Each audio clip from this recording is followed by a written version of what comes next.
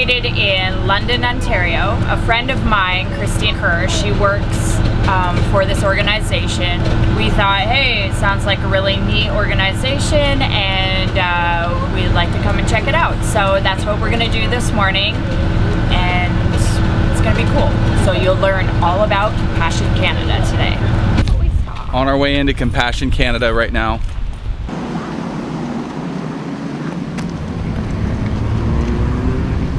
Hey! Hi!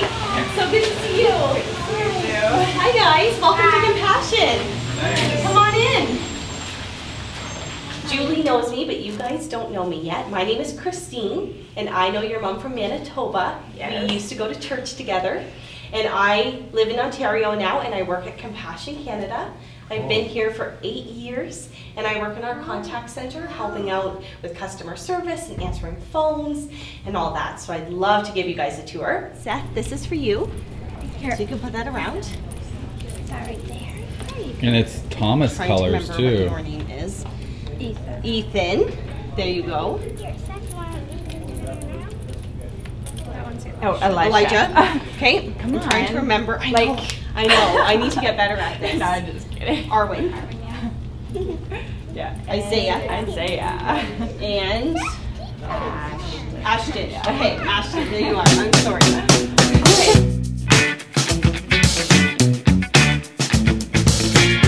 So basically, like a typical home in Africa. Ask if the light bulb works. I wandered into a home, and the two wires are standing there, and the kid just kind of hooked them together, and the light came on. Oh, okay. And you're like... So Compassion started in 1952. So it was a guy named Reverend Swanson, and he went to South Korea and saw that children in South Korea didn't have a lot of food and clothing, and they needed a lot of help. Then 11 years later, Compassion Canada was started, so 1963. Oh, okay. So we've been running for quite a while. Compassion is the largest child development organization in North America. So what we do is we partner with about 24 different countries around the world. In, say, Africa. In Africa. It would be the local church, yes. And then you guys are helping fund them, and they educate them, give them meals, okay. They pay for their school tuition, their uniforms. Most of the times, even if the education's free, if it's government run, they don't have the money to pay for uniforms. Now, sponsors do have the option to send family gifts, which really help the families, and we don't keep anything back. We send 100% to the families. Yeah. So sometimes it's to repair the roof. Sure. A lot of the times there's leaks, so to make sure in the foundation. It's being used. Yep. So Coca-Cola, children and families in third world countries, this is more of a prized possession. They don't have the opportunity to drink this. They don't have the money to go purchase this. So a lot of the times, if they have any little bit of money left, if they purchase this bottle of Coca-Cola, they'll share it between all the family members with maybe a gift they received. Or in the cases of homes that I visited, what they have done is they've used the little money they have, and they've went out and bought one bottle and shared it between all of their guests. They didn't drink anything, but they gave it to us. And that was such a humbling experience. It was almost like, no, I don't need this, you do. But we drank it, and they felt so honored to have us. So we literally started somewhere around here. Mooseman came all the way across here, Winnipeg, Nora, that's where we paid $14 a load. Came down to Thunder Bay, then came all the way along. Lake Superior, this is where we swam. Came all the way along, and then we came down and went to North Bay, and then we came down here. We traveled literally from here to here to here yesterday. So this is the lake we'll be staying at, Lake Ontario. Is that a Great Lake? Yeah. These are all of the Great Lakes. So Lake Superior, Lake Huron, Lake Michigan, Lake Erie, Lake Ontario.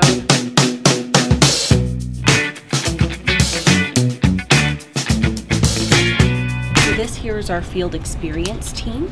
So if a sponsor wanted to meet their child, so maybe they were going on a trip to the Dominican Republic with their family, or they were going on a missions trip to Africa and they wanted to see if they could arrange to meet their child.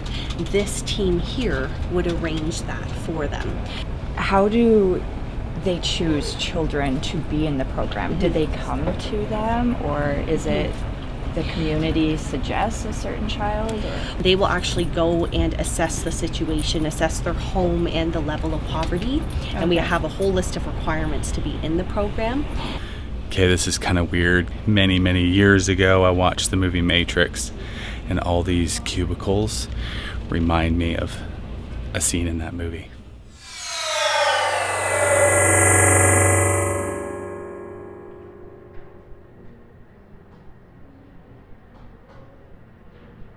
Shane good? Yeah, that's me.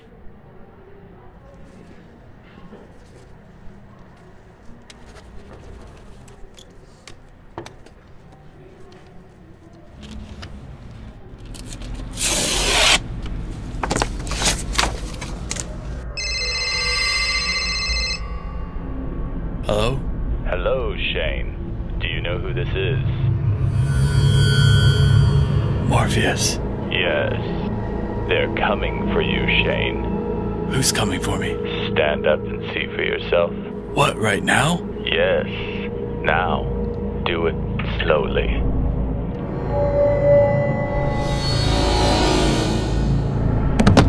How'd they find me? If you don't want to find out, I suggest you get out of there. Get out from under the desk. The cubicle across from you is empty.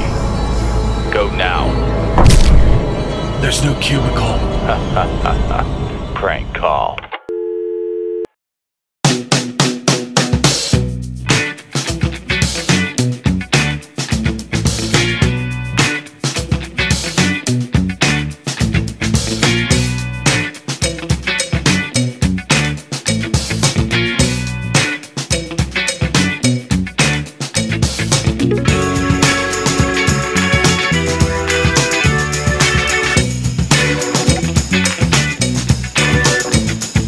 Welcome. Hey guys. Hi. How you doing? I'm Barry. I'm Isaiah.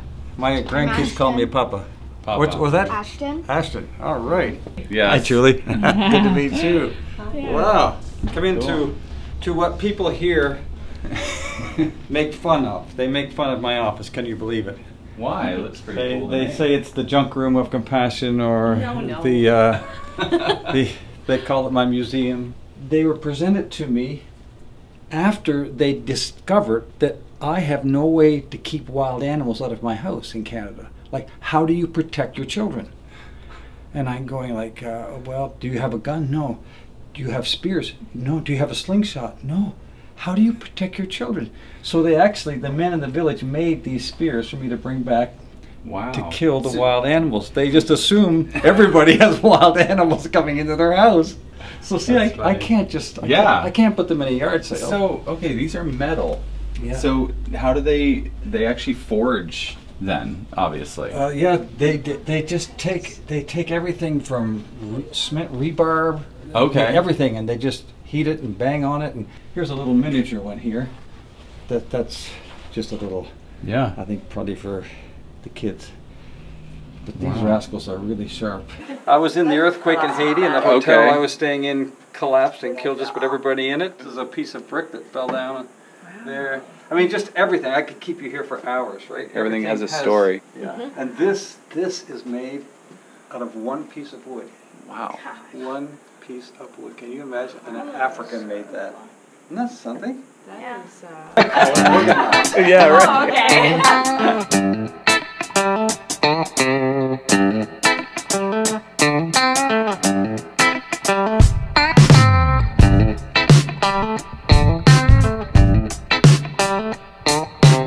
Hi, I'm Felicia. And I'm Felicia's husband, Luke.